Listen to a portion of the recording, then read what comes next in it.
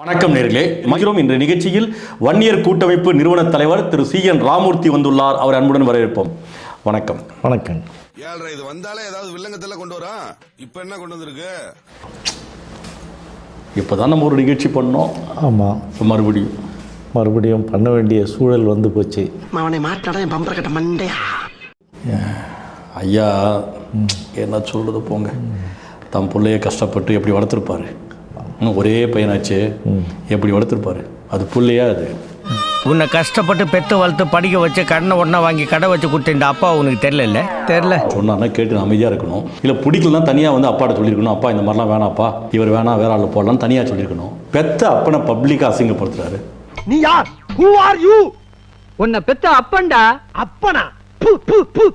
ராமதாஸ்னா தனியால் இல்லை, ஒட்டுமொத்தமாக பாட்டாளி மக்கள் கட்சி தொண்டர்களுடைய அடையாளமே டாக்டர் ராமதாஸ் தான். அன்புமணி சொல்லுங்க. இல்லை, நீங்கள் சொல்லுங்கள். நேற்று பெய்த மழையில் முளைச்ச காளான் அவருக்கு என்னனே எருமமான சொல்றா, என்னென்னமா பேசுறா, ஏதாச்சும் பண்ணுங்க. அவருக்கு தெரியாத அரசியலா, அவர் தாவாத கட்சியா, அவர் வாங்காத பெட்டியா தெரியல எனக்கு. அப்படி என்னாச்சு? இல்ல நீயே இவ்வளவு கேவலமா இருக்கேன்னு சொல்ல வர்ற, ஒத்துக்கிறேன்.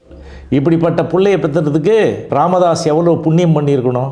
பிள்ளைய ரொம்ப அற்புதமா வளர்த்திருக்கம்மா, நீ ரொம்ப அழகா வளர்த்திருக்க. நன்றி. என்ன சொல்றாரு? சத்தியம் பண்றாரு, நான் எந்த காலத்திலும் கட்சிக்கோ பதிக்கோ எதுக்கும் வரமாட்டேன், வாரிசு வராது.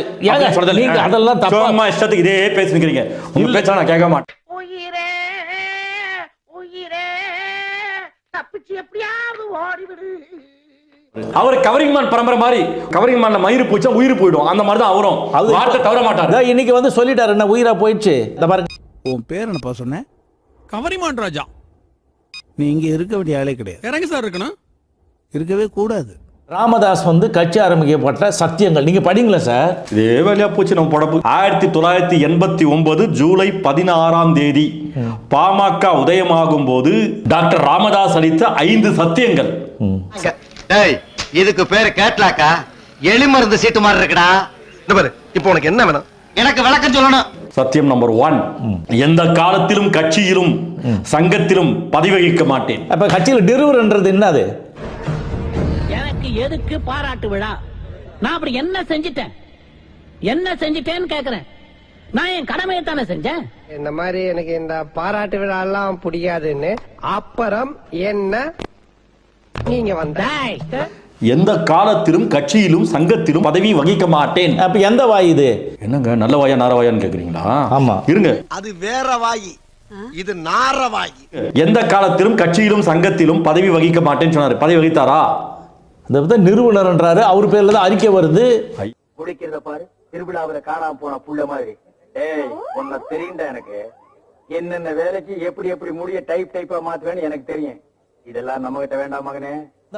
இருங்க. ஃபர்ஸ்ட் சத்தியமா காலி ஆயிடுச்சு. ஆமா, மீதி 4 இருக்கு. பொது கூட்டங்களுக்கு சொந்த செலவில் தான் வருவேன். இப்படி சொல்லக்கூடிய ஒரு மானமுள்ள மனிதன் உலகத்துல எங்கேயாவது இருக்கிறாரா? என்னாச்சுங்க? ஏதாவது அரிப்பா இருக்கா? இல்ல ஊரல். அவர் இன்ன வரலாம் இவ்வளவு பெரிய மாட மாளிகை கோட கோபுரத்துல வாழ்ந்துகிட்டு இருக்கிறாரு. அவருக்கு எவ்வளவு சொத்து சேர்ந்தது? இப்போ எல்லா கூட்டங்களும் தன்னோட சொந்த செலவுல போறது இல்லையா?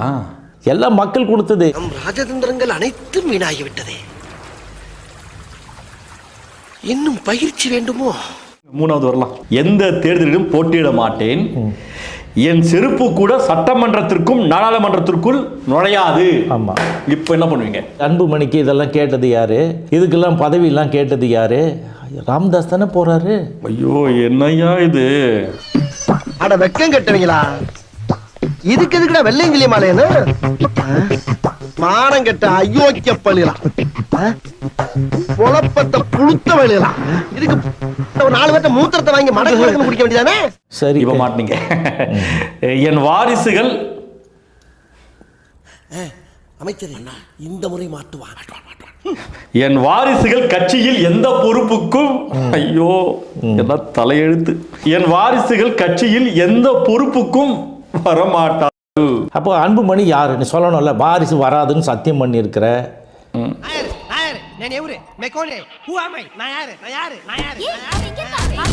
பிரதமர் பதவி கொடுத்தாலும் சரி, சுவிஸ் பேங்கில் 1000 கோடி ரூபாய் போடுவதாக சொன்னாலும் சரி, என் செல்லமே, என் தங்கத்தின் தங்கமே,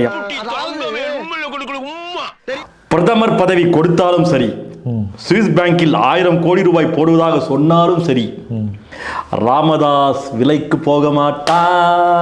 என் வாழ்க்கையில் இன்னும் நான் எல்லா குடும்பங்களை பார்க்கணும்னு இருக்கும், எனக்கே தெரியல. ஒவ்வொரு தேர்தலும் பச்சோந்தி வெட்கப்படுகிற அளவுக்கு மாறி மாறி கூட்டணி வைத்திருக்கிறீர்கள். அரசியல்ல இதெல்லாம் சாதாரணமாப்பா. இதுக்கு பிச்சை எடுக்கலாம்.